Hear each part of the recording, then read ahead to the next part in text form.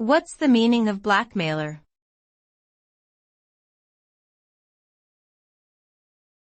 Blackmailer.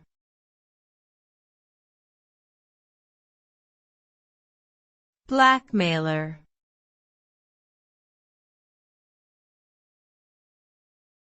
Blackmailer.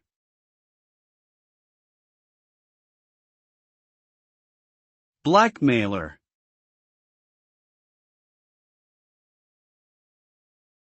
A blackmailer is someone who uses threats or other coercive tactics to extort money or other concessions from another person or organization. This can include threatening to reveal embarrassing or damaging information, making false accusations, or even physically harming someone or their property. Blackmail is considered a criminal offense in most jurisdictions, and those found guilty of it can face serious legal consequences, including imprisonment.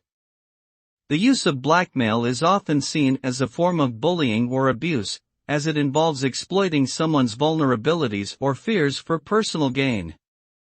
In general, it is important to stand up to bullies and blackmailers to protect oneself and one's rights.